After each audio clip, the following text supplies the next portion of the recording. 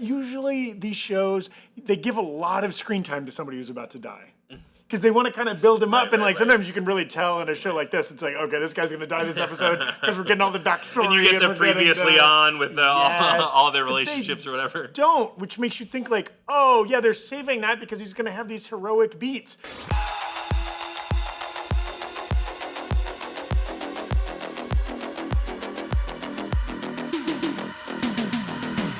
Welcome back to the Breakroom. Golf clubs, huh? It's another show. It's another after show. Hit that beautiful graphic. This was like the episode where we did House of the Dragon after like the first episode where he killed the baby and Zach was like, knives? and you and Brandon were like, Ripa! And I pointed like, Yes, we are back today to discuss episode 2, season 2, The Last of Us, Through the Valley. And boy, we feel like we've been dragged through something, don't we? I'm Zach Huddleston, and every day when I wake up, I shout, Jackson Hole! Joining me today, she yells at me to just do it already anytime I do an intro. It's Jessica Clemons. some would say I deserved it. If I killed someone that had no weapon up against me, and it was a surgeon, and they had a child, some would say I deserved it. Fair. And he's currently sleeping under a pile of frozen corpses. It's John Costa. Whoa! Jump scare. Okay. Boo. Jump scare. Wow, what an episode of television. We're going to get into it. We're going to get into some of the changes made from the game and how these events transpired, what those changes might mean about the show moving forward, and what's the deal with Eugene. Also, Who's Eugene? Is that pot, I mean, is it still dank? Man, it's dry That's as the hell. thing. It dries out. Yeah. It's dry as hell. But I mean, if you're at that end of time, you're like, I'll do I'll smoke whatever I can anything. do. My tolerance is 0. I'll take the full fucking head pipe. Give me that right For there. an episode that aired on 420, kind of fitting. You're right, We saw absolutely. a lot of trees growing there. Who was the NFL player that got dumped in the draft because he had a gas mask bomb? Oh, that was Laramie Tunsil, who went to my Tunsil. high school. Columbia Whoa. High, Lake City, Florida. He's gone on to have a fabulous career. He's a very wealthy an man. incredible But athlete, he had an Ellie style, a photo got leaked by his stepdad. It was his stepdad? He probably thought Stepdad. it was funny. Guys, I could do a Anyways. whole rant on Laramie Tunsil. Shout out if It was you're like watching. the day before the NFL draft and his stock Also, those plummeted. things don't really work. I remember I had one in college, and I was like, "Oh, it's going out the sides. It's really made for people with smaller faces." Why Don't didn't you try bring it. it in? I don't have it still. Why didn't you bring I it don't in? do drugs. Oh. That's right. They're bad for you. I've right. heard. Okay. Of course, before we get in too much, we want to shout out NerdRiot.shop, where we've got a fabulous line of, look, this little crop top with the Ellie tattoo on it. I love a And crop. then John's holding up a cordyceps infected clicker shirt. We call the whole line of Last of Us inspired merch our infection collection. Ooh, good name. Good name, Check that out at Zach. nerdriot.shop. Good name, Zach. We also have a WLF merch. We've got a couple more on the way. Yeah, you love them. You want. Hey man, you know what? Sometimes you could make an argument they were doing the right Hey, thing. I'm getting that merch because I'm from Seattle. There you go.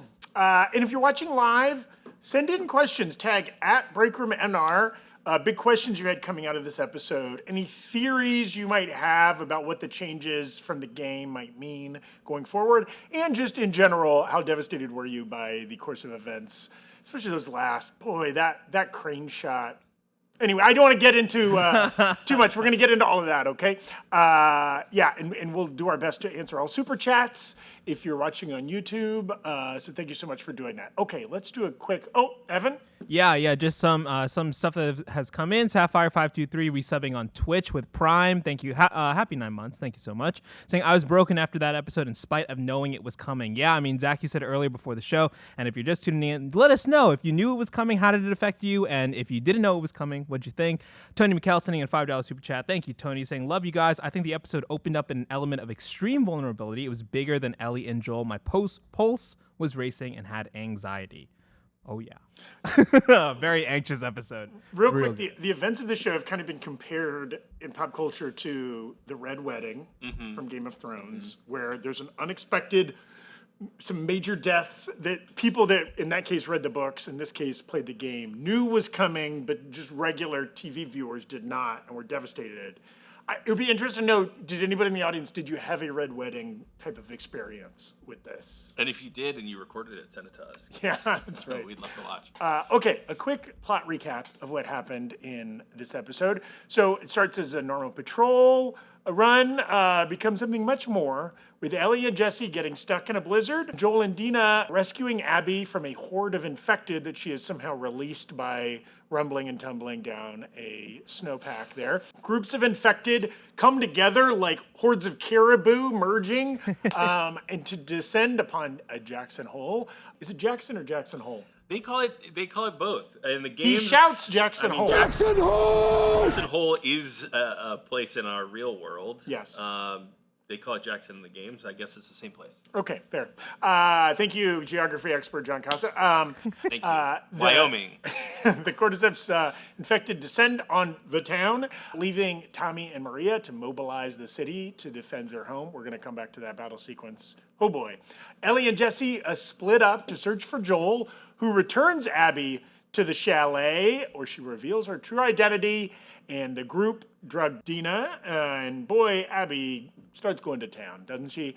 And when Ellie arrives, they subdue her, and she watches in horror as Abby runs the shaft of what I speculate was a three iron, right into Joel's neck. They leave Ellie with Joel, and we see the aftermath of all that action, with Tommy and Maria kind of cleaning up the dead bodies in the street, and Jesse, Dina, and Ellie on horseback dragging the poor, sad corpse of Joel back behind them. Okay, some brutal stuff, some highs and lows in this episode. Wild. I mean, they squeezed together both the biggest kind of action set piece we've seen maybe on the show with kind of the heaviest intimate horror action element. But first thoughts, Jessica and John, favorite moments from the episode. Yeah, my favorite moment was probably, and it's just because when I played the game, I sprinted. When you play as Abby, you get to where the cordyceps start coming out of the snow is the moment you get to play as Abby and just race through the canyon, evading all of them. You don't know what direction you're going. The game doesn't tell you which way to actually go. They're just like, maybe you can figure out if you go left or right. I sprinted through that fear for it felt like 20 minutes, and I get to the part where the fence slams you against the wall, and I'm still screaming for my life, and that exact scene is played out in the episode. It's a little bit shortened to what I did in the game, but I was still like, oh, this is my favorite moment, because it was the most horrifying moment when I played the game, but it's also very horrifying to see. I would have just died. I would have just laid under the fence. I would have been like, they're coming. The fence got really small. This is it for me. When the one zombie is like pushing his hand through. Yes. What a shot. Wild. And I loved how they displayed all of the, like the zombies coming up from the snow while the frozen ones were sort of going down. It looked really good. And to your point too, like, wow, what a good job they did of like making all of the locations look so similar to the game. Like even the chalet looks very similar. They shot it in a really similar way to the game. Yeah, good stuff. I think my favorite moment as a game nerd was the Ashley Johnson song at the end, which they used in the reveal trailer for The Last of Us Part 2. If you want to go look at the reveal trailer for The Last of Us Part 2, it's not anything that's in the game or will be in the show or whatever, but you get to hear Ellie as Ashley Johnson play that song, and it was cool that they found a way to bring that back. Yeah, I mean, there's so many shots and brief moments. I mean, the chain link fence, Abby getting through that, just is so much tension. It keeps getting worse and worse. I mean, so what a powerful sequence that was. Even there were like tiny moments I really liked. Even at the very end when we cut back to Tommy and the kind of the remnants in Jackson, like there's the town's guy who holds up his wrist to show that he's been bitten and then hands his gun sort to of another off-screen. townsperson, Awful. like, take me out. I mean, even that was a silent, like, we didn't even hear any dialogue. We don't know those characters. They're not, like, named characters or anything like that. But even just that quick moment, it's like a reminder of, like, oh yeah, this is like life for these people. And right? I think that's a really cool reflection of like the society that they live in, right? Like in a lot of zombie media, you get like people trying to hide them being bit. We get a little bit of that in season 1, but it's cool to see that like, hey, everyone respects Jackson so much as a place to live that they're not willing to, risk Jackson's for their own self-interest. I thought that was a cool kind of like revelation of their society. Yes, God, there's so many powerful moments, kind of like the twin storylines there. Both of them had a bunch of like incredible shots, incredible sequences. Yes, Evan.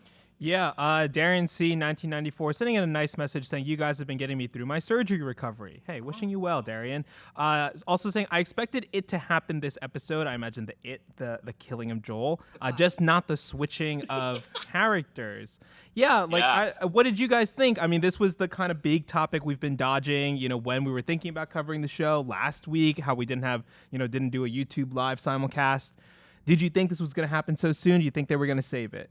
And maybe from there we can get into some of these changes that were made too. We talked a little bit last week about, the Eugene and the Catherine O'Hara of it all, and how we thought that might kind of push this a little later into the season. Before I had watched the episode 1, I thought episode 2 felt right. It felt like enough story, so it does make sense that it would kind of be timed like this. But last week I thought maybe it would be a little bit later, but I think this is right. I think this feels like the right pace. Yeah, I assumed it was going to be this episode. If it wasn't the first episode, I was like, oh, it has to be the second episode then. Because we're not missing anything. Yeah. A couple things, but... Yeah, I was like, it has to be. It has to be this episode, and it did.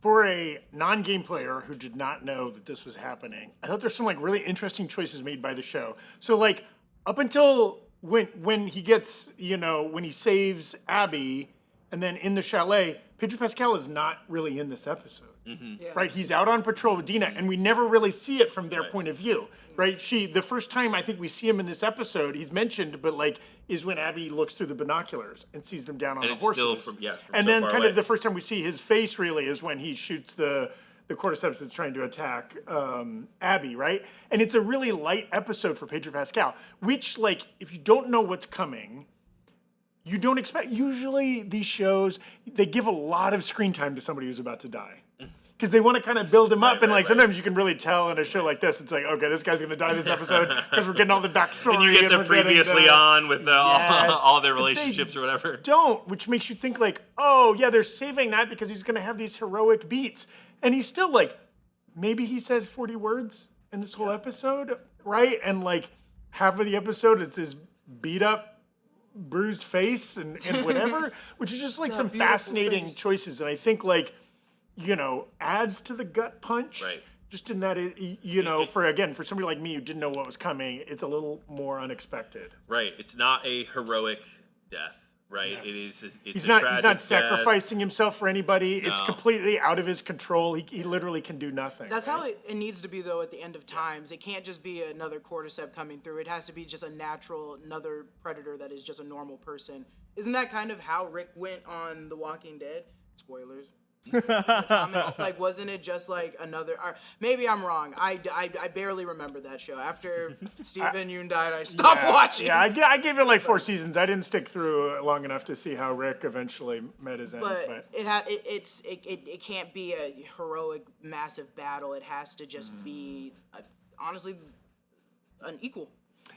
Well, and I think, Craig Mazin has talked a lot about, and maybe Neil Druckmann, about how like the theme of this show, and I guess presumably the game, is like the pain of love. How like the cost of loving someone and like the pain that you incur from loving someone. And it's like, this is still, obviously Joel has a history of killing lots of people, not usually for love, but like the one that takes him down is a murder that he committed for someone he loved to save Ellie, right? And how now that eventually causes him the ultimate pain of getting brutally murdered right, is kind of the cost to him. Well, yeah, right, and the love makes you do things maybe you wouldn't otherwise do, and I think that's a sort of a mirror for Abby, right? Like her dad was killed by Joel because he was going to kill Ellie, right? Yes. He was going to perform the surgery that was potentially fatal. Obviously, there's a greater good element to it, but at the same time, you know, Joel only killed him to protect someone that he loved. So It's a fascinating thing of interesting like mirror. the pain you cause yourselves and the pain you cause everyone else from doing these things, right? Like we're going to get into that. Like there's a lot of people leaving this episode with more emotional damage than they came into it with, right? And how that might impact the rest of the season. So now that the big event of the game is out of the way, we can get a bit looser with some game changes and things ahead. Namely, some big changes were made to like who is present and who is paired up versus the game, right? So Dina is with Joel when they get kind of kidnapped by Abby's crew. In the game, they are not on patrol. It is Joel and Tommy. Right, and are together, Dina right? is with Ellie. And Dina is with Ellie, as opposed to in the show, Ellie was with Jesse. Right, Jesse is not a part of these events. In the Jesse game. kind of finds Ellie and finds, Dina, and then, but yeah, for the most part, it is like an Ellie and Dina story and a Tommy and Joel story, and then they kind of all link up at the chalet. Evan, do we have a question? And there's no attack going on at Jackson at the same time. That's right. You know, there is that horde, but the horde follows them to the chalet instead of going to Jackson. Yeah. Interesting. And so, you know, maybe part of these changes might be because, well, you need somebody you've spent some time with back in Jackson, right? And so, I like, think if so. Tommy is the audience surrogate, maybe it doesn't hit quite as hard if it's just Maria back in Jackson or just somebody that we've just recently met. Maybe we need somebody that, like, because Tommy was in the pilot of the show, right? Like, even though he hasn't been featured in a ton of episodes, we have maybe a deeper connection with him than some of these newer characters, right? He's gonna have more to do this season than he did last season, and I really liked the emotional moments that it feels like they wanted to do a big set piece with this horde. They wanted to have Jackson come out under attack, and they wanted to give it stakes, right? And I loved the moments between Tommy and Maria, right? Them kind of glancing at each other. Him trying to draw the bloater away from her Right, and all her that kind of was covering him. really It's well like, done. and it's all unspoken. It's just through like glances and whatever. It's very powerful. Yeah. Yeah, great director, television director Mark Mylod did this episode, who has done a bunch of Game of Thrones episodes and did a lot of Succession. Fantastically well done. I will say, there's a missing piece I felt from this episode, which is like Dina and Ellie are the ones who find Eugene's sort of like weed stash, and they have like a really sweet moment and In the game. and they have a nice conversation, and we don't get that obviously because they're not together in this episode, but that moment kind of gives you like this false sense of like hope for the future and like this sense of calm that immediately gets taken away. And so I wish they had found a way to kind of reintegrate that. I like that they switched it because it made it feel like in the game it felt more like Dina is in love with like Ellie and is like, I'm willing to like do whatever to follow you and help you, but they also had to have sex for her to feel that way. And I feel like in the show what they're showing is that Dina, because she was at the events, she saw how it transpired at the beginning, that she's gonna feel more emotionally connected to be like, Ellie, I'm here for you because I saw how horrible it was and no one else saw those people but me, so I will help you find these people out. I don't think the game did like a horror, like had to make it like sexual for her to get into this endeavor, but I'm like, the show didn't have to show that. They didn't have to show them having sex for her to feel so emotionally connected. And like, it is, as opposed to like, I love you, so I'll support you in your vengeance quest. Instead, it's like, I also have a vengeance quest. Joel was kind of a father figure for me as well. Also, like, I was subdued and drugged by these people. I got my own beef with them that I want to pursue, right? Like, that's interesting. Well, also, I wonder if the show's a little weary. Obviously, when you play the game, there's a lot more hours transpiring maybe in your life than when you're watching the show. But like, we kind of had that, what was the girlfriend in season 1 when they're in the shopping mall? Storm. Yeah. Rue. Yeah. What is her name? Wait, is it Rue? It is Rue. Is it Rue? I think I so. call her by the actress's name, Storm. Oh, okay, yes, but like Riley. Riley was the character's name. Yeah, so you already had this moment of like, oh, this is kind of cute young love, and then the young love kind of gets killed. Not that Dina was going to get killed here, but maybe they didn't want to keep giving us sweet love moments only to be followed by tragedy. right. You know what I mean? Like, Well, they want to mix it up a little bit. If we do a little spoiler section at the end of the show, I also think I would love to talk more about like what that could be setting up and all those kinds of things. 'Cause it is an interesting. There's a little bit of a connection now between Dina and Mel, which is one of the like Abbey crew people that we can talk about. Yeah. Oh, which one was she? She the was one the that didn't medical wanna do person. it. Oh, Yeah, okay. Yeah. Which that actress, I just randomly, this weekend I watched How to Blow Up a Pipeline. Mm-hmm. She's the star and co-writer of that film. Wow. Check it out. It's streaming on Hulu. Anyways, a talented creator. We want to shout out our sponsor, Miracle Made, whose sheets are keeping us sleeping at the perfect temperature all night, every night. As you know, the warm weather has already started here in LA. These sheets are crazy comfortable without the high price tag of other luxury brands. Miracle Made's fabric was inspired by NASA, so it's thermoregulating, keeping your bed at the right temperature all year long. Plus, Miracle Made sheets are infused with silver that prevents bacterial growth. Bacteria and stuff can clog your pores, causing breakouts and acne, so sleeping on Miracle Made sheets is good for your skin too. Upgrade your sleep as the weather heats up. Go to trymiracle.com/breakroom to try Miracle Made sheets today. And whether you're buying them for yourself or as a gift for a loved one, if you order today, you can save over 40%. And if you use our promo code BREAKROOM at checkout, you'll get a free 3-piece towel set and save an extra 20%. Miracle is so confident in their product, it's backed with a 30-day money-back guarantee. So if you aren't 100% satisfied, you'll get a full refund. Upgrade your sleep with Miracle Made. Go to trymiracle.com/breakroom and use the code BREAKROOM to claim your free 3-piece towel set and save over 40% off. Again, that's trymiracle.com/breakroom to treat yourself. Thank you, Miracle Made, for sponsoring today's video. Okay, well, and you know, we've spent a decent amount of time, and we're going to come back to the chalet. Let's talk more about that Jackson battle. Wow. I mean, you know, we take it for granted maybe in the modern era when we've had things like House of the Dragon and Game of Thrones and whatever big action set piece driven HBO shows typically. But can we just take a moment? Like, that was an incredible sequence. So good. And, you know, Andor is coming out tomorrow, and there's going to be, Star Wars does a lot of that great stuff. Yes. But, wow, all of this felt real and practical. And, you know, I'm sure there are a ton of visual effects, but it felt really real, like they did it for real. And you're right. I don't think we get so much of that anymore outside of, you know, these big HBO shows. I'm really appreciative that we're still getting television like that. Yes. I mean, especially, like, I haven't watched this movie in a long time, but I bet if you went back and watched, like, World War Z, had a lot of, like, big zombie battle, army type of stuff.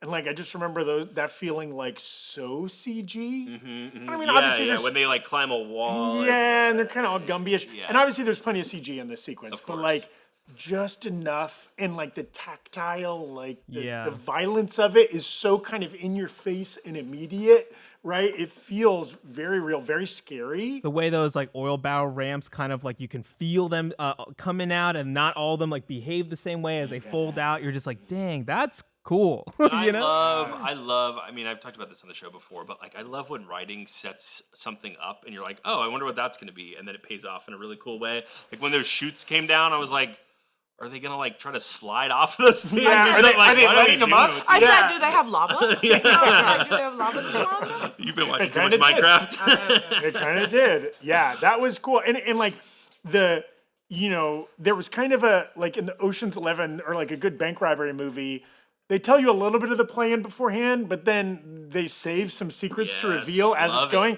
And that's what we got here. We didn't know what we saw them loading the barrels, but we didn't know how that was going to be used. We didn't know, I mean, wait, what's she doing with those dogs? Oh, you know, we had no idea dogs were going to be a part of it, even though they'd been mentioned by the chalet crew that, they've got all these guards and they've got dogs. So it's like, that, which was a nice, clever, subtle way of just introducing, like, there are dogs in the city that are used for something, and like, I gotta wonder, Do we think that the dogs are immune from the cordyceps virus? I don't think they know that. I think they are Well, putting them send in them out. battle. If you thinking get all they're those gonna dogs get are killed. dead. If you get bitten by a cordyceps infected, you get infected. But if you bite a cordyceps infected, Yeah, do you get infected? And that's the thing is like a dog's mouth full of bacteria probably harbors that DNA for a minute. So it's like don't let them Don't- come near you. Don't let any of those you did dogs such a lick good your job. face. Okay? I hope nobody's sleeping with any of those dogs in their bed tonight. Okay. Thank Me you for cuddled finishing up with your the sentence. dog. Wake up a cordyceps. No, I don't think they definitely don't know that. So they're like making these dogs strictly to go fight and die. Yes. They're And bringing like, these are dogs are for we? war. This is. We saw a bloater in the Kansas City scene, right? Yep. So, but this is maybe the bigger, nastier bloater or something like that that we've seen, and like certainly maybe the most time we've spent with one, and like a great display of like their kind of armor-like qualities. You can't take them down like the normal infected, and like obviously all the burning that Tommy had to do of it for it to eventually fall. Like what a great sequence, that kind of mano a mano. And with he the looks bloater great. chasing He him. looks Yes. so cool. Yeah, he looks badass. He looked like a giant baby walking. But Did. I was like, His but I little was butt. But also, yeah, I don't know. Are we going to see the behind the scenes footage of the NBA player they got? Yeah, to- right. Take I was the- like, he was a big boy. That was a big old boy, a head above everybody else there. And then, but we did see in the. I love they include the making of kind of shots at the end of the episode, and like there's a lot of people with fungus painted on their faces running makeup through department. real snow out there in real cold. can't catch me. I mean, after Halloween Horror Nights is over, you're a scare actor, you're looking for work, you just go to Canada, get painted. Boom, boom.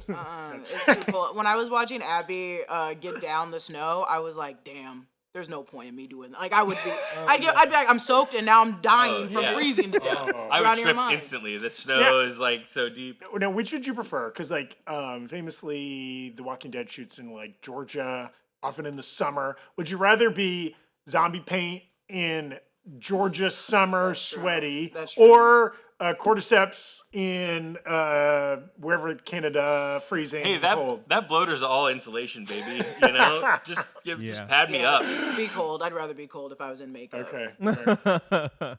I guess there was I saw like a thing where Melanie Linsky from last season was like, yeah, the bloater isn't as scary when you see him walking around with Fiji water Yeah. and like people helping him Cigarette move on his around. Half zip down in the back or whatever. Yeah, it's just normal human legs from the bottom. Well, that's You okay. just out of 10 too. So Quick aside, so I'm close with somebody who worked on the Santa Claus TV series for Disney yeah. Plus, Close and with like for someone? some of that, Tim Allen wears like a big old Santa Claus suit, but like he would also walk around set with just the top on, and then his normal skinny old man legs poking out the bottom, and I was told that is the most disturbing thing you can Yeah, see. it's probably- and they locked the set down. They were like, no BTS images of this weird But one- stick leg guy.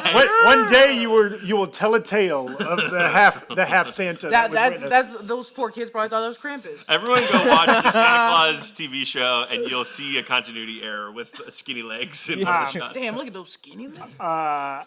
Yes, Been working out, okay. but only the bottom. Yeah, lots of questions and some thoughts as well. Like also Shane the Pain, regular Twitch viewer, also bringing up the Red Wedding comparison. With this as well, this whole episode. I think it was so 2 YouTube questions here to Lisa asking, are the infected running way faster than normal? Do you think that like there's a change Yeah. in the speed of I don't know that like way faster than a human because they were chasing down horses, Yeah. right? Oh, yeah, that's right. But in the In games, snow, they run fast. as in hell. deep snow that is not easy to run in, Right. right? Yes. And the cordyceps also, right, it removes, like, it makes the human some body pain move receptor without stuff. inhibition, right? Yeah, Yeah. even if it does hurt, And it's like the endurance. goal is something else. Yeah. And also Lisa Teniel bringing up a good point, like, we got the shot of the guy seeing the cordyceps in that pipe, right, that he's breaking. We didn't get a shot of him warning them or anything like that. We did, yeah. We did, He okay. ran out after There was and told Tommy and Maria. Yeah. perfect. So that, that basically is the indication, right, why the horde goes over. Do we think now they're all just like, oh, all the pipes are like messed up, I hope they do a double. Well, half of them are now Windows dead. pipes. But I think the first job is making 6 of them go check every pipe. Yeah. That's right. Absolutely Whoever's fine. still alive is on them pipes. Well, and we even got that because, like, I believe the timeline of the episode was Abby rolls on top of the one squad that then comes out, right? But there's another squad coming from another direction, and it's only when the pipes are jostled that they kind of redirect, and they quit chasing Abby and they go towards Jackson, right? Almost like the network has alerted them, hey, that's just one tasty girl. Come over here, and there's a whole bunch of tasty things, right? Yeah. Aisha, One tasty girl. One tasty. Aisha F in the chat saying, how did they know to go into the buildings to get the shooters off the rooftops? I did think about that. That was an interesting, I feel like there is a little bit of a zombies? Yeah, because they don't chase Abby up the ladder, right? When she goes the ladder into that warehouse or whatever she's doing, but they are smart enough to go up the stairs, at least in this one. So I think they were trying to get up the ladder. It was that, right? Because I was watching so closely because I was like, oh, that one got up the ladder, and then she kicked it in the face, and I was like, I think they're just so packed together, that they rambling, that they can't. They're not smart enough to realize, oh, if we make a ladder together, we can touch this ladder. But them being able to go around the side and go to this piece of wood isn't as hard. Because that's a bunch of them going to one spot versus one little ladder. But I do think I was thinking about that. I was like, damn, they broke into the bread factory, and I was like, why did they break into some of these places, and how'd they get these people in the basement almost? And I think they were just running into any section, anywhere. That's a great point. You just said bread factory. Do you think they were just attracted to flour? Yeah. I mean, that's their shit, right? Yeah, Like, Let's go in there and they let's love just start flour, eating the right? bread. They're like, they weren't even going for the people. They were going for that delicious gluten. They said, where's the yeast? That's right. Yeast me up, baby. Those are our brothers. That's my cousin, that yeast. Yeah. We got to do a bulk fermentation until this bread is Yeah, good. they're So like, we're we going to gotta be wait sitting here here for for a 6 couple months. more hours. I guess we'll go for the humans. Get a good starter going. No, but I thought about that too.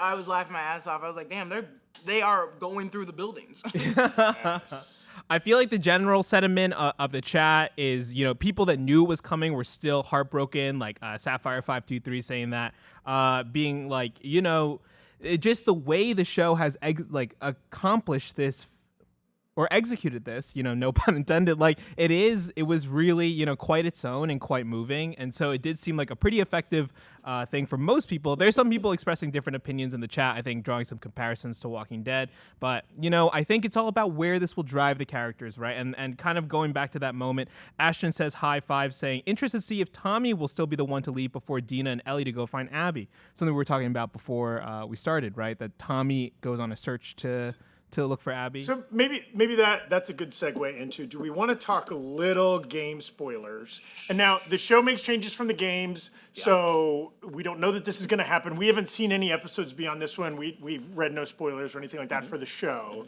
But John, you have some theories based on what happens in the games and some of these changes and how those two things could be married in the show going forward.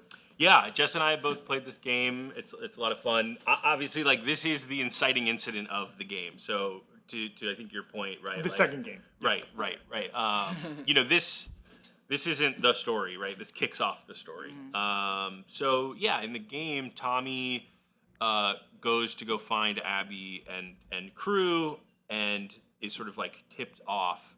Dina and Ellie find out that he's going to Seattle, so they follow after him, and that is, I think, part of the motivation for Dina. I think a lot of people are saying oh, they made these changes so that it makes more sense for Dina to go along with them.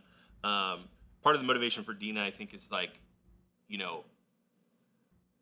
Ellie is going, whether Dina likes it or not, to go, make sure that A, Tommy is safe because he's going by himself, and B, she wants a little bit of that revenge too.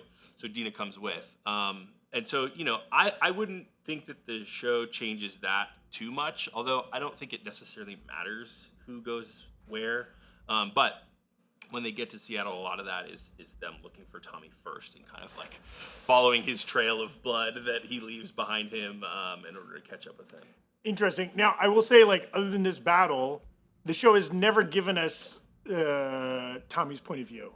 Yeah. He's never been a point of view character in the show, right? He only shows up when either Ellie or Joel are there. Or in the games, yeah. So that would be interesting if he does go first, but we still never see things from his point of view. And it's truly them just following the clues, the breadcrumbs that he's left behind. Yeah, there's not a ton of space between them leaving Jackson and getting to Seattle, so we were kind of speculating that maybe they've had a little bit of that out and show some of their journey there. Although this season is only 7 episodes, right? And so there's only 5 left. So I'd be curious to kind of figure out how far they go. A true show spoiler and the connection between Mel and Dina is that, at this point in the show, Dina's pregnant. With Jesse's Dina's pregnant baby? with Jesse's baby. We don't learn that probably for another couple of episodes, but Mel is also pregnant. So I thought it was interesting seeing the two of them interact together as two people who, have a little bit of a connection, and Mel's sort of like hesitancy to do this kind of stuff. And I don't know what that drug that they put in Dina is, but like she's pregnant, Couldn't be good. Yeah. Not gonna be good. Yeah. So that's a change from the game to the show that I don't know if they'll do anything with her being drugged like that and her being pregnant, but I thought that was an interesting change. Do we know if they're gonna even keep her pregnant in the movie, in the show? I don't know. We don't know. I think they have to because of something that happens. Yeah. I don't know how spoiler it's HBO, so they don't mind hurting babies. Sure, yeah. Good God. They They if don't I learned mind anything it from at House all. of Dragon, they don't Yes. mind what They'll that kill a was whole bunch of Yeah, babies. that was a humane way what they did to that baby by injecting her in this. Yes. Evan. The winter recruit kind of touching, sending in a super chat. Thank you so much. Touching back on something we hit earlier, saying, how do you think they'll pay off swapping Dina with Jesse being at Eugene's stash? Will their first love scene play the same way in a different area? Yeah. Do we think we'll get a scene where they, kind of? There's a Hook up scene. and, There's a scene early on when they get to Seattle where they find a music store and they find a guitar and Ellie plays some music for Dina, and it's like kind of a sweet moment. So I could see them finding a way to sort of like merge those two moments there. Oh yeah. You think that's right, yeah. Jess? Yeah, I think so. It could be. I also think that the actor playing Ellie, I forget their name, Bella Ramsey. Bella Ramsey. Ramsey, does have like some creative output in their character, or like has a say. And as we're getting bigger in Hollywood, I think these actors have been pretty transparent about like they don't like doing sex scenes, and they prefer not to. And I think you can still showcase their love without showing us them banging. In the game, they didn't really. It was like it cut away, but I'm like, we don't really need to make them so fully physical. Yeah, and HBO famously has intimacy coordinators on their shows now. Yeah, that's a good point. I mean, we could do a little smoochy and then pan to the soft fade window or out, whatever. and then you just see the next morning or whatever. Yeah. We got to get some sex in an HBO show. It doesn't have to be them, but I mean, It could be me and Tommy. hell yeah, hell yeah. Please, Sign us all up. please, He's all of us, taken. we're all in line. He's We're all taking numbers. Being Like like, Bill Murray. oh, Maria didn't die. Are you kidding me? Before we start rolling, we're having a quick side chat about like, is the cast too good looking? And by we, Zach was berating us about how he thinks they're too good looking. Well, I was That gonna wolf, say- that Abby's whole crew are too good looking. I don't believe these people are post-apocalyptic. The skin is too gorgeous. They're all too, I don't know. They're just too good looking. You're right. Like Okay, there's no more sunscreen in this universe, Well, right? let's- So their let's- skin should all be a little bit more wrinkly. They've Well, let's do the math. 2 are POC, so naturally they're out of the They're they're out of in the good running. shape, They're in yeah. good Okay, shape fair. already. Naturally, the white man with the beard. It's Arguably, hidden behind Owen the beard, and he might be the ugliest. He out might of be all the of them. ugliest, though he is hope you're he not is still watching. fine. So Yeah, his they're, eyes are so they're blue. all gorgeous. They could be straight out of Gossip Girl or some kind of show that has nothing but attractive people. Did in you it. see the Blake Lively cameo? And she was one of the zombies. Was she one of the cordyceps? Low-key, I did think Craig Mason Was she might have been inside one the of bloater? Zombies, but Oh, yeah, I she's like Lady Deadpool. Anyways, it's just for a show that I think is well cast. And I was saying, like, I love the guy who is up on the watchtower that's the first to see the horde approaching. That's how I want everybody to look on this show. I want them old, beat up, Weathered. bad teeth, weird beards. I want everybody looking like that. You know what's really sad, and I hate that I noticed this. I did notice it when Tommy's addressing the entire commune. I was like, these are regular people as extras. Yes. They're all so different, but they have their natural like looks and flaws that make them human. That I was like, these are all normal people. And then it cuts to the main cast, and I go, these aren't normal. Yeah, these are gorgeous actors. I'm like, these are yeah. gorgeous Well, yeah, it's like the people in the restaurant when he's giving the speech are local hires in Calgary or wherever they shot this, right? Like, that's what a normal person looks like, right? Yeah. I will say, we talked a little bit about how they did exposition in the last episode. I thought they did a really good job again delivering that exposition where Tommy was like, hey, we've been over this a couple times, but it's been a while, so we'll go over it again. Just really smart ways of like giving the audience information Yes. in these episodes. Even the So little it's moment when Maria tells their son, "Go tell Daddy did a good job." Yeah. Right? It's Yeah. sweet because it's like it's And even acknowledging like, yeah, public speaking's not fun, and like maybe he's like worried about it or whatever. Like Yeah. those tiny again, Maria and Tommy don't have a ton of screen time together because we got to kind of get into the action real quick. But they find even those tiny moments when they are together to show like, oh, I believe this is a couple. They give each other a kiss before the battle Yeah. starts. Mm-hmm. Right? Like when they both have to that go was, off to their separate like, truly, things. like this might be a goodbye kind of thing. Yes. I was getting mad because I was like, if they kill him now, I will be mad. But if they Yeah. kill, and this is also why I think the Pedro Pascal, the Joel death for me was like, okay. I was genuine. I'm sorry, spoilers. If you see my reaction, I'm like, oh, all right. I think I'm the only person Good. that's not. I know. But it was that I was like, I don't know what's gonna happen to Tommy here. Yeah. I don't know what's gonna happen, and I was like, it can't be both. It's got to be one or the other, and I don't want it to be her, but I don't want it to be Tommy. I know. When we were recording the reaction, I kind of started a little bit early, and I do have footage of me going, they can't kill Tommy now. Yeah. They can't kill Tommy now, like freaking out because it seemed really real. Like left and right, people are dying out there. Well, and even brutal they stuff. spent so much time repeating the like roofs and basements, right? Send the young and the old to the basements. Everybody else get up on the roofs. And like we saw the roofs didn't last very long, right? So I was immediately thinking like, and we see that door to the basement flexing. I was like, oh, they're gonna kill all these kids. They're gonna kill everybody. They're gonna get everybody. God, Fuck yeah. them kids. Oh, And not those kids, not those kids. Most kids. yes. Those kids get to survive. Yeah. So a couple other questions we had coming out of this episode, and then we want to hear from you what your questions were. Will Catherine O'Hara's character Gail still come into play this season? We didn't see her as part of the battle. Presumably, she's in one of those basements. What if she maybe. died? She could be dead. Yeah, I mean, we get more of her backstory, or I guess more of like her husband's backstory. And we were talking last week how it feels like an obvious choice to make Eugene have been bitten, and that's the reason Joel kills him. Again, they kind of walk you closer to that thought in this episode, but we still think that that's probably not the case, and maybe that's the story that has been told. Yes. So I But not the love full truth. that sequence between Jesse and Ellie in the 7-Eleven, right? Where Jesse's like, wow, real bummer that guy survived the Vietnam War but gets taken out or whatever. And it's like, poor Joel had to put him down. And like Ellie's face in that, to me, was saying like, I know more about this than I will say right now. And so like that led me to think, again, not knowing the games, not knowing what's coming up for Eugene. And my understanding is Eugene dies of natural causes in the game. Has a stroke, yeah. Right? Yeah. So like they're definitely changing that And for the off-screen, show. it's not. Right? We also know Joe Pantoliano, a pretty well-known character actor, has been cast as Eugene. Supposedly he's going to be heavily featured probably in a flashback episode sometime this season. So like that makes me think that little sequence and the way that was worded. Ellie was genuinely surprised that Eugene had been a Firefly. Mm-hmm. That felt real, that she didn't know until she found the medallion, right? But Jesse knew about that. But that, like, Ellie not responding to a lot of those made me think she knows the truth about why Joel had to kill Eugene.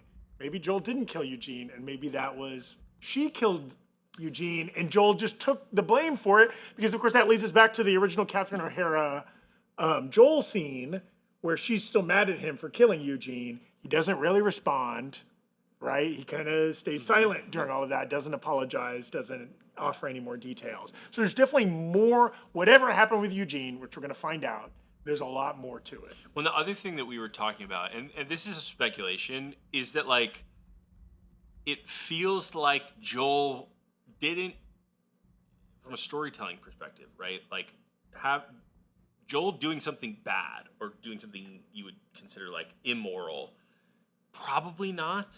At this point, he's like dead, and you want to sympathize with him, and you want him to remain a sympathetic character. And if you show him in like a worse light later in the season, that kind of hurts your emotional attachment to him. So, I think, again, something we're talking about off camera, if Joel did kill Eugene and not Ellie or something like that, did Eugene find out that Ellie was immune and he has to protect her again? Or did, and maybe he's going to tell people, something like that.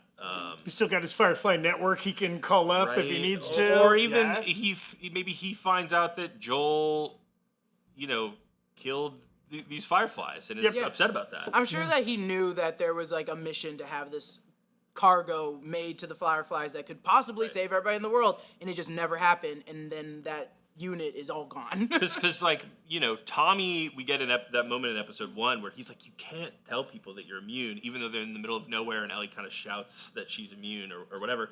I don't know if that was just the show kind of reminding us, like, hey, there's still some stakes with that, or if it's going to come into play a little bit later.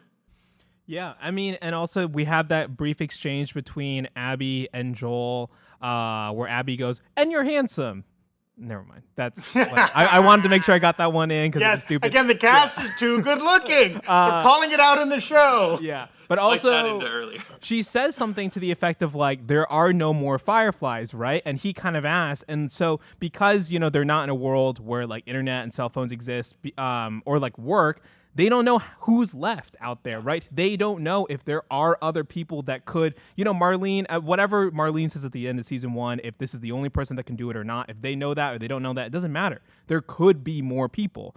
But objectively, as an audience, we kind of know that was their best chance. So, they're always going to be on guard, whether or not there's going to be people looking for Joel and Abby or Ellie because of that, right? You're absolutely right. And this isn't really a spoiler, but there's like speculation in this season or maybe next season at this point about some Fireflies that are still around, and that kind of comes into play. But you're right. The vibe from most people is like, we think the Fireflies don't exist anymore. Because they've kind of split off into different groups. A lot of them have gone to Jackson. A lot of them have gone to Seattle.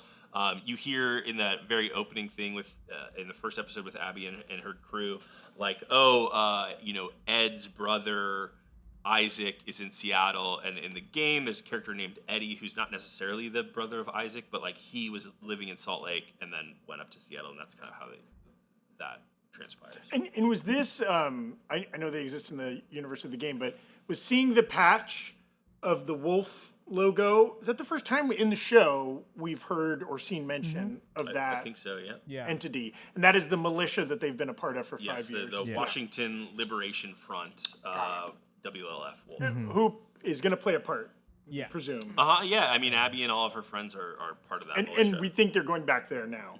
Yeah, and we'll be chased there. Cool. Juniper BTW had sent in a super chat before basically asking this very question about Eugene, but also think that the next episode is the Eugene episode with flashbacks after season 1, episode 2, Death of Tess. The following was Bill and Frank episode with flashbacks.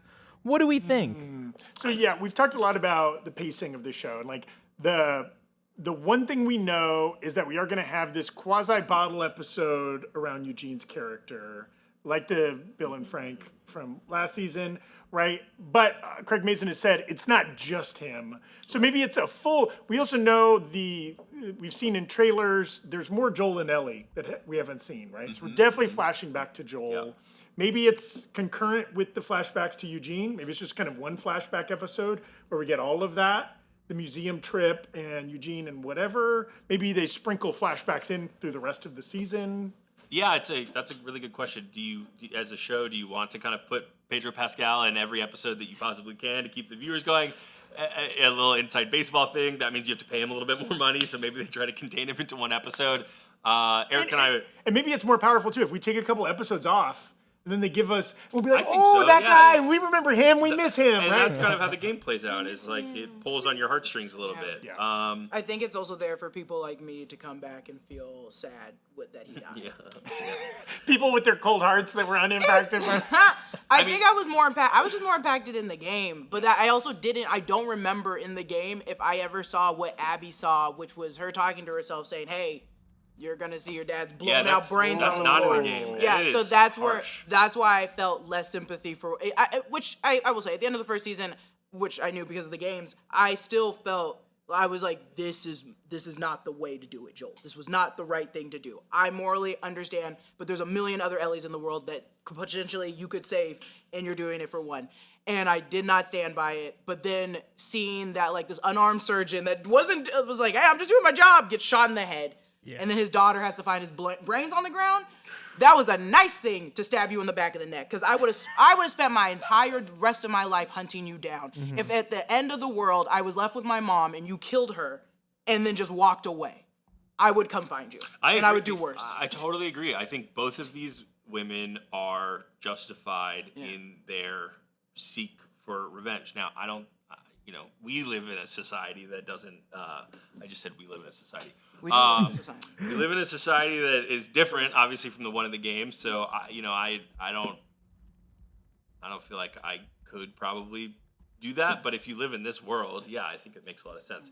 To talk about, like, where we think the Eugene placement is going to be, right? It feels like you have two options.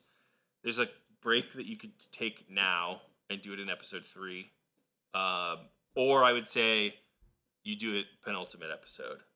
And sometimes that penultimate episode is like a little different, a little special, whatever it is. And there's not a lot of footage in the like next week on. We see Ellie punching a boxing bag or whatever with Jesse. So like she's training. And then I don't think we don't really see very much. It's just kind of like quick shots of people that we know are already around or whatever. So like hard to say. And that may not even be next week. That could be just in future weeks. One of our sponsors today is Hims.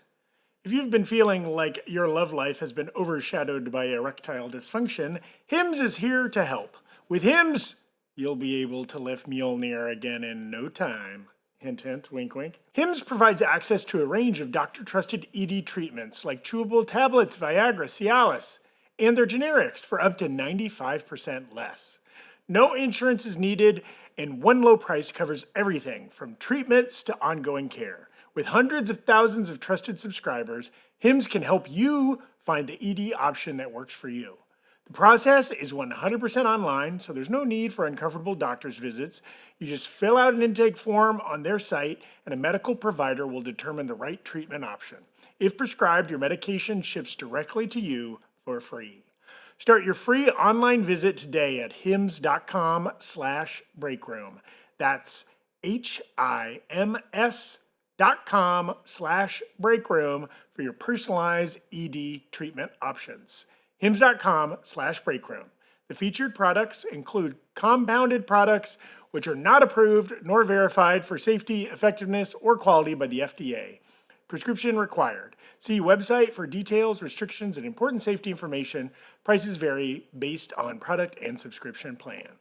Yeah, I mean, just jumping back to what Jessica was saying, Meg510 had, said earlier, it seemed to me that Joel was kind of at peace with what was going to happen to him. Did any of y'all think about that? And how will Dina being there push the story along? So we talked about the Dina thing already, but yeah, in the game when it happens, he does feel a little resigned, and maybe not as like someone who is very, not the Joel from the first game who's a little bit more violent, more on top of this stuff.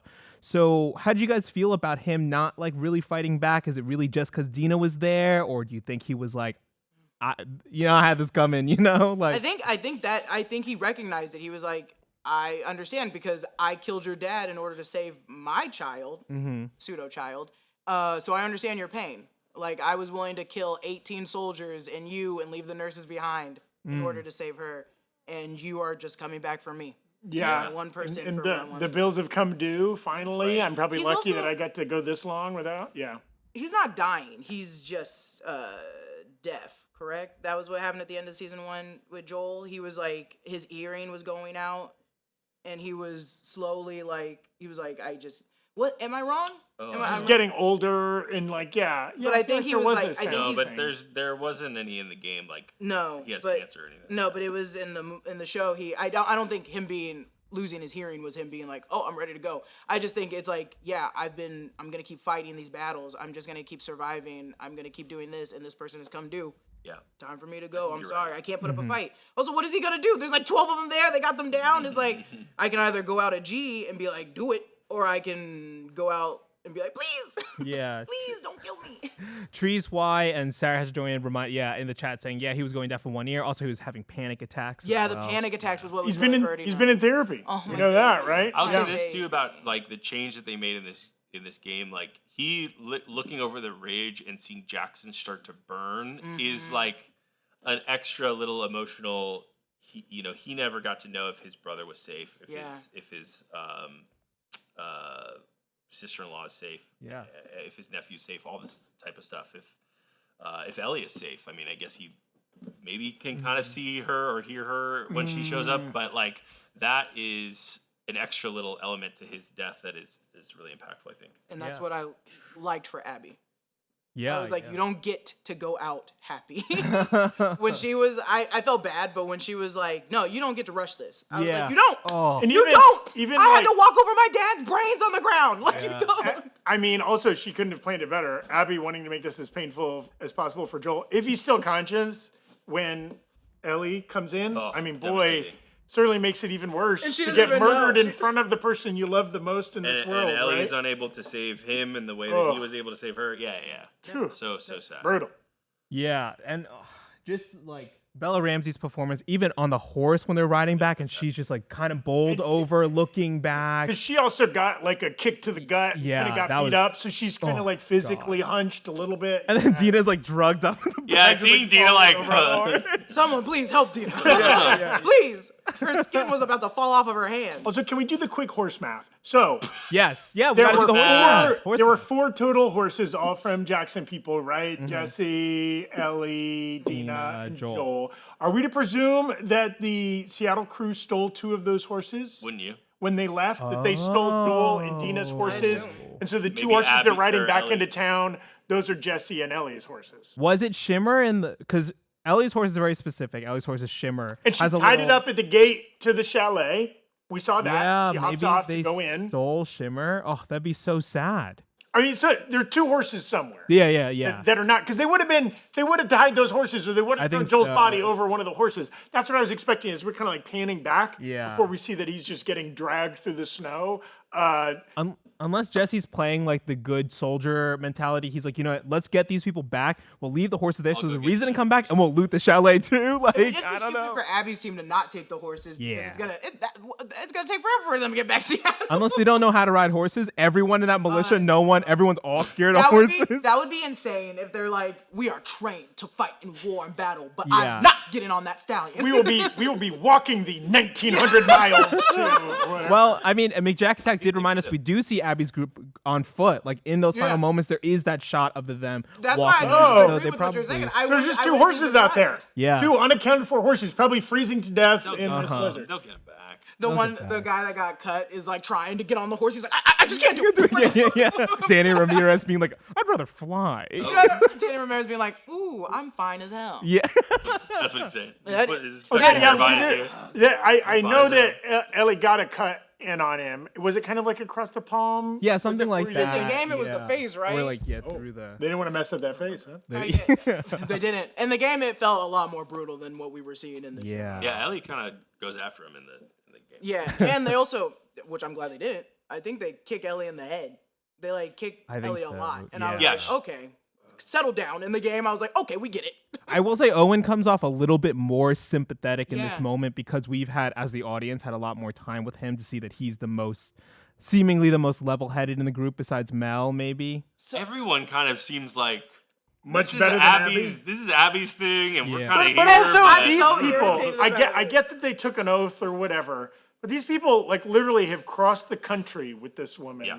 to just for vengeance, right? They get there, they watch her brutally kill this man who they don't know from Adam. I guess like are we to think that maybe some of them had some people or some connection to some of the folks that were killed in Salt Lake? or I'm they're sure, yeah. Fireflies, right? And they had this like, you know, I don't know how long Marlene would have been in Salt Lake, but you know, maybe they had all this hope that humanity could be restored and all that kind of stuff, and then you blame this one individual, and you're like, okay, great, yeah, I don't mind it. I'm happy to go after him. Fuck this guy, and then Abby's like, I'm gonna absolutely punch him until my knuckles. Absolutely. Well, and the irony here, right? Like as Evan just pointed out, the longer you spend with characters and see kind of their normal behavior, as long as they're not like a pure villain, right? Like the more inherent sympathy you have for them. These characters have not spent any time with these other characters, so they have zero sympathy, right? Like the first time they ever meet Joel, who they've built up in their brain as some kind of like madman, murderer, you know, robber, whatever. They don't know why Joel did the things he did. So they've built him up, but like literally, he almost never says a word to them, right? Like the one thing he does do in front of them is super heroic, risking his life to save Abby. Yeah. But like that doesn't defeat the narrative they've built up in Yeah. their brains that Right. this is a really bad dude we must kill. And I'm trying to remember if this came into season 1 or if it was just in the first game. But like Joel does have a little bit of a legendary status. There's a moment where you're going through like a university, I think, in the first game, and you can like kind of hear the Raiders talking about like this person, and then I think it does. I think it does happen in the show because Joel gets like stabbed with some rebar or something like that, and it's that scene. So he definitely has like this like a rep. Yeah, right. He's a badass. Yeah. As we start to, wind down here, wrap it up, thank you, Kenzie Kugler and Sarah Hatchadorian for sending in some bits. Kenzie saying, I had to watch 2 father figures die this week with Bobby Nash on 911 and Joel. Oh my God, Bobby Nash! Was wondering where the reaction was going to come from on that one. This is I didn't even watch 911. No, it shouldn't have happened. I don't know why they did it. Oh my God. Okay, sorry. Oh, I'm so God. sorry. I blew out everybody's eardrums. I'm so sorry. I can't believe you brought that up Also, right now. what- That's the show I watch by myself. I truly had no idea. I just tuned in I'll tell you, I started watching the full episodes on TikTok, and then I started watching it, and why? Okay, god damn, girl, I can't believe you brought that up. Yeah. I can't believe you brought that up. Well, and the actor's name is Peter Krause. Is that what his name is? from 6 Feet Under. So he has had a legendary run of being on television for like 2 decades or something like that without a year gap. So a little concerning. Hopefully He's probably got a pilot line. Yeah. Maybe I hope this so. was his decision. He was like, He was I great want in to Parenthood. Was it Sports Night? Or what was that I early think you're Sorkin right. show? Yes, yeah. Yeah. And Meshmade 3D sending in a super chat saying, how many people in the town died because of Abby? I'm sure it was more people than Joel killed. I'm not sure if I guess Like her her rolling down the disturbing the hill. horde. Sure. But I mean, they were coming for the They were town. gonna come eventually because it was the Wigglies and the. My pipeline question that is, was how gonna many wake people them got up. killed because of friendly fire? They were just fucking Dude, shooting, man. when they're doing the flamethrowers and you see the people shooting at you, I was like, you really trust all your guys And up they there were, to but not they kill were, you? they were missing them, and then it was really Tommy shooting clear headshots. But I said, how is he missing? And there was one cordyceps that did look like a human, barely, like it was Yes. barely cordyceps. Yeah. And I said, I think at a minute you're gonna hit someone running away, Oh. evading them. And I, Oops, but sorry, they- Seth. I mean, shouldn't have said that's a that great point slur. because like there were a lot of scenes where it's like you just see 2 bodies slamming into each other and you can't tell which No. one is which, Yeah. right? They They must should be have- spending their time just like practicing. They Yeah. have high-vis vests on or something. I was gonna say practicing, or like high vis vests or something just to indicate. But do you think more people died in Jackson than people died in the Battle of New York and Avengers? How many died in the Battle of New York? 47? Well, are you counting 60? the cordyceps as people? No, just the people in Jackson. I feel like a lot of people in I Jackson feel might like have died. that many people died. I think it was just a lot of gross cordyceps, Sure, that's dead true, bodies. yeah. Well, because I was like, a lot of the women and children were hiding. Yeah. Right? Because also in theory, well, I guess like Put a rifle in that baby's hand. what percentage of the town was in the restaurant when Tommy? Because he did say go check in with your people. So like they're not trying to say that that's everybody in the town was in the restaurant when he gives that speech, Right. or like everybody in the town was at. Actually, there's way more people in the restaurant than there was at that New Year's Eve party. I gotta say, looking back, that New Year's Eve party lightly attended. No one wants to go. Yeah. And People- I, What, family People event? want to watch the ball drop on their own. There's no that's TV. me. no That's, ball. I completely was in Ellie's boat where I was like, you'd have to get me so drunk to show up to this. Yeah. I'd be like, I don't want to listen to this. Also, There was maybe 35 people at that party. That's you know what I mean. Like, and one of them's a bigot who's just waiting for his chance to. Yeah, you said earlier you were he's in the like, background. He's like, if anyone kisses anyone else, I'm gonna. you said earlier that the people were so happy, like the guy gave the gun to the other guy to shoot him because they loved what Jackson became, and I was like, yeah, this horrible slurry man, Seth that shows Did up. we see Hey, he him? sincerely Also, apologized. I'm not trading a slur for a steak He made sandwich. a steak, That's right.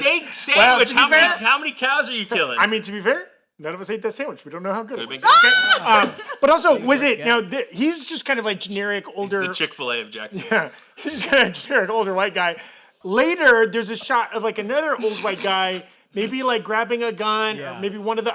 Were we to think that was flamethrower. the same Seth? Was Hard that to Seth tell. later? Yeah, I have to do a side by side just to see if it's the right dude. Yeah, that was a tricky one. They should have given that actor a mohawk or something that's just like we know really who it is. specific. No, you know? because he has to be an old white man playing. If it's the other guy, not Seth. I was like, no, it has Or to be give Seth. him an eye patch, something just so that I know for sure. Oh, that's Seth later when he's putting on the flamethrower or whatever. Also, Seth wouldn't have even apologized if she didn't make him. He would have just been like, I'm gonna go back about my day. Yeah. Get your women loving out of here. I think Burnt Beans has it right though in the chat saying Muse killed more than Jackson. Hell yeah! Oh, Muse 100. killed Muse killed more thousands. people. They need to enlist Muse over here into this battle. Yeah. Send Muse to the cordyceps. He'd take them all out in a night. And okay? God forbid he becomes Do one. they have blood? The cordyceps? Yeah, they It's may, like, be, I don't it may not Oh, yeah, be he's fun to not make art out interested. of. That's good. He like rips a piece of their little mushroom and just draws with the like. Yeah, make a powder. mosaic or something. Also, real quick, just there was a lot of fun strategy elements in that battle, but like, wouldn't you put the flamethrowers on the roof? Because here's my they thing: reach? the flamethrower, you only get 3-4 feet out there. A full speed guy coming at you, you're not gonna be I able to agree. stop That in was a the window or 3, something. 4, or 5 feet was like the roof. We wouldn't have reached down there that Maybe low. that's a good And point. also, they didn't have that much flame in the throw. I was getting so Yeah, mad where's how your fast- backup I know. tank? That's what I thought Tommy was gonna die. I was like, it's going out. It's going that- out. I mean, I will say that Shutting- sometimes the show does like a you played a video game They said- before they moment, said- and that moment where the bloater dies was very much felt like a video game moment where it's like coming toward you and slowly burning. Well, and the shots of the gauge going down, Yeah, down, down, yeah, down, down, down, down, it was right? yeah, like And I your don't- HUD. And I don't understand what that gauge meant, so I was like, what does that mean? Is there less flame or less throw? I was like getting so there confused. less flame I was or like, less does it have to be throw? balanced? Does it have to be in the middle? Can you stop using it as hard? Stop pulling on the trigger. And then those two that ran away, Cowards. cowards. Cowards. Cowards. Wow. They died. You should keep tracks of list of every man and woman that ran away. It was like, I'm afraid they can't stay here anymore. They gotta go. With this, Jack, this is not a place for cowards. Yeah, yeah. Put him on pipe duty. Oh yeah, they're on. Get him pipe on the duty. pipes. Get in the pipes. Okay, Evan, as we wrap up, any final shout outs or anything like that? No, thank you everyone for with all your great questions, great thoughts. Yeah, I've seen a lot of people who were surprised by this, and I think people are like, how are they going to do the show without Pedro Pascal? Don't worry, the Flash. You'll see him in July. Gotta find a way. You'll see him in Yeah. July. And Oh, then we you'll got- see him in You'll see him in Maternal- multiple movies in Oh, July. The Materialist, Fantastic Four next year, Mandalorian and Grogu. Also, He Eddington scheduled this this. year. He had to Eddington? die. Dog, nobody works more than Joel. They needed to, or more than Pedro. They needed to kill him He so was that like, he I could get have up. to die by the second episode because I promised Marvel to be in Yeah. Union Station by Tuesday. Like they are on top of their. He works so much. Could you imagine knowing like 5 scripts at once? He knows like He's got the most. He's got to have the most scripts at secretive once. lockdown iPad of all time. I would accidentally just say like a line from Paddington, I guess, or whatever in this episode. I just want to get, is it Dos Equis that he does the ads for, or Corona? Corona, I think, yeah. I just want to get that man drunk on a couple Coronas. Let's just hang back, just spill He'll the tell secrets, everything. Pedro. He'll tell You don't have Let's to tell just us dish. anything. I got nothing to bring to the table, but maybe, you know. Well, he might want to know about YouTube analytics, you know? Oh, God. smart. Pedro, I can rap about Yeah. that for We got you, days. Brand. He's like, what's more important, AVD or AVP? Did you see that? That one's for the real heads. He posted a photo of Sinners and he said, "Shut the fuck up and go watch this." That's all he said. on Instagram. Love him. Love him. great. Supporting projects he's not even a part of. Yeah. When the man has 200 projects coming up. So, okay. It's an after show. We're going to highlight 2 characters, okay? One is a fun guy. Yeah. Fun guy. Or gal. Or gal. And another who is a spore snore. Okay? You could say it's the winner, the loser of the week. You could say, like, who do we vibe with versus who do we not? Who do you think is the fun guy of the week? Who won the episode? Hey, great leadership, Tommy. Yeah. You saved a bunch of lives. I'm so sorry for your loss, but loved seeing him cook in this episode and loved his relationship between him and his wife. I thought all of that stuff was really He was good. literally cooking that bloater. He's cooking. Agreed. He got to have all the heroic beats of that battle, showing great leadership, bravery, and like keeps his family, other than his brother, at the end, Yeah. right? Yeah.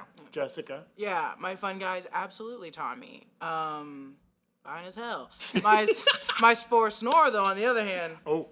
is gonna be Owen. Come up with a better plan that we're gonna try to get her to go Well, back. Yeah. I said, This is you're the Why all- didn't you come up with that plan steadfast- 1,000 miles He's ago? the most steadfast person of all time. He's like, I don't know, I can convince It her. was the funniest delivery of like, you don't have a plan, do you? No, I do.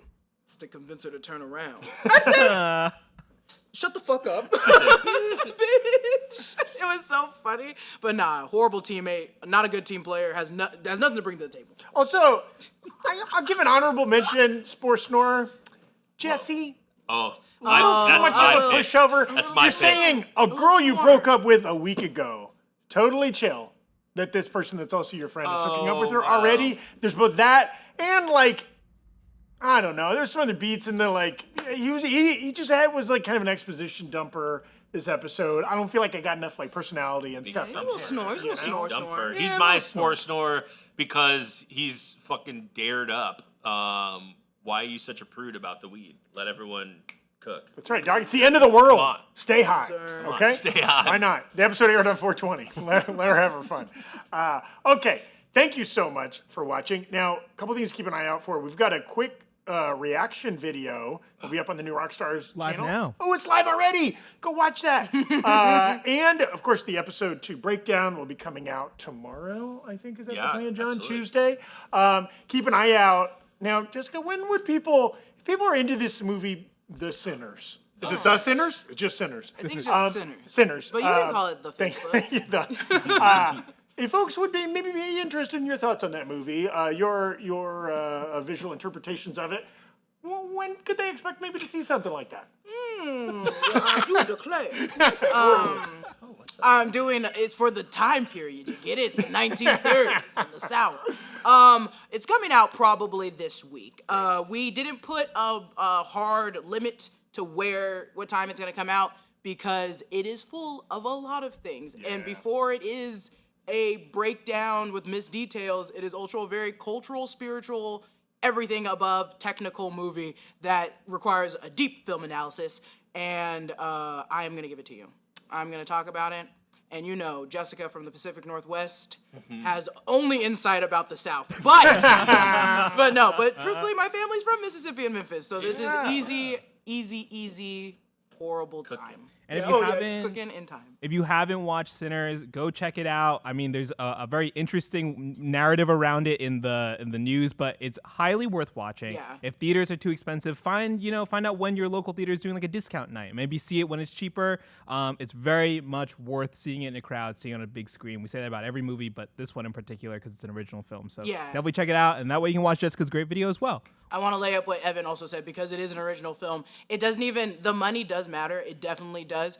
But more word of mouth is what makes it, makes it. Yes. What makes it. There's not that many horror films that get this big of praise, but there's also not a lot of black horror films, period. So we need And we want to see great directors doing original Mm-hmm. ideas. Get to do big movies too. Big expensive movies, not just the quiet little tiny ones that are little indies This is too. an We want expensive everything, movie. right? Yeah, we need we like that middle tier movie back. And if you're just someone who's like, but Brian Coogler should just be directing Blade. Hey, he might direct Blade if you Dude, watch and his watch this movie and then go immediately tweet at Marvel and be like, "What did you do? Yeah. What did you do? You could have had him." Let's do have this." an abundance mindset. Oh We can my have it God. all. Okay? When I watched that movie, that was the first thing I was like, "Damn."